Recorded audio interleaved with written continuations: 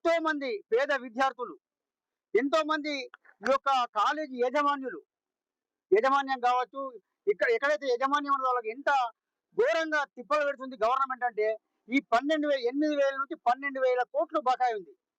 దాన్ని తక్షణమే చెల్లించాలా? ఒకవేళ మీరు తక్షణమే చెల్లించకపోతే విద్యార్థుల పక్షాన మేము పెద్ద మొత్తంలో ఆందోళన కార్యక్రమం చేసి మీ మెడలు వంచి విద్యార్థులకు బకాయిలు చెల్లించే విధంగా మేము ఆందోళన కార్యక్రమం చేస్తామని నేను ఈ రోజు మెట్పల్లి భారతీయ జనతా పార్టీ మెట్పల్లి పట్టణ శాఖ ఆధ్వర్యం లోపల విద్యార్థులకు ఫీజు రియంబర్స్మెంట్ బకాయిలను వెంటనే విడుదల చేయాలని చెప్పి ఇవాళ రణపేరుతోని ఈ యొక్క మెట్పల్లి ఆర్డీఓ ముందు మహా ధర్నాను నిర్వహించడం జరిగింది. ఇవాళ రాష్ట్రం లోపల కాంగ్రెస్ ప్రభుత్వము గద్దెనెక్కి 2.5 సంవత్సరాలు అయితే ఉన్నది. ఫీజు రియంబర్స్మెంట్ బకాయిలు ఇప్పటి వరకు కూడా విడుదల చేయలే.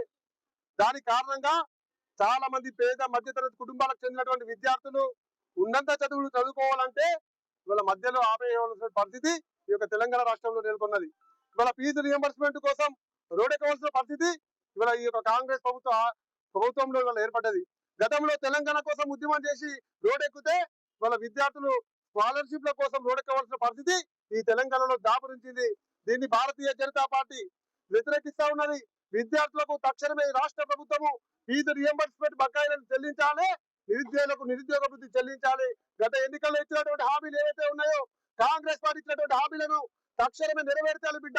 లేకపోతే భారతీయ జనతా పార్టీ పెద్ద ఎత్తున రాబోయే రోజులలో మా యొక్క నిజామాబాద్ పార్లమెంట్ సభ్యులు పెద్దలు ధర్మపురి అరవింద్ గారి యొక్క నాయకత్వం లోపల నిజామాబాద్ పార్లమెంట్ లో పెద్ద ఎత్తున ఆందోళన కార్యక్రమాలు చేపడతామని చెప్పి హెచ్చరిస్తా ఉన్నాం.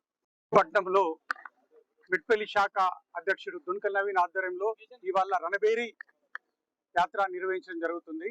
మీ అందరికీ తెలుసు, ఇవాళ రోజున తెలంగాణ రాష్ట్ర ప్రభుత్వం ఎస్సీ ఎస్టీలకు బీసీలకు మైనార్టీలకు దివ్యాంగులకు జనరల్ గా రీఎంబర్స్మెంట్ తర్వాత స్కాలర్షిప్లు స్కూల్ ఫీజులు చెల్లిస్తాయి.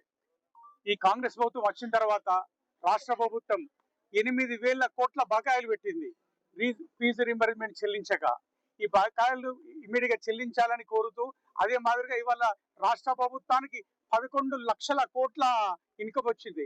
అందులో 7 లక్షల కోట్లు భూములు అమ్మడం ద్వారా రెవెన్యూ ద్వారా వచ్చింది. అదే మాదిరిగా 4 లక్షల కోట్లు రుణాలు తీసుకున్నాయి.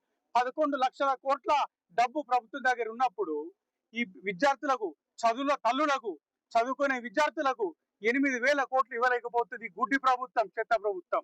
ఈ ప్రభుత్వంకి రోజులు చెల్లినాయి. ఇమ్మీడియట్ గా GO9 ఎత్తివేయాలని, అదే మాదిరిగా విద్యార్థులకు ఇమ్మీడియట్ గా రీఎంబర్స్మెంట్ చెల్లించాలని భారతీయ పార్టీ పక్షాన మేము కోరుకుంటున్నాం.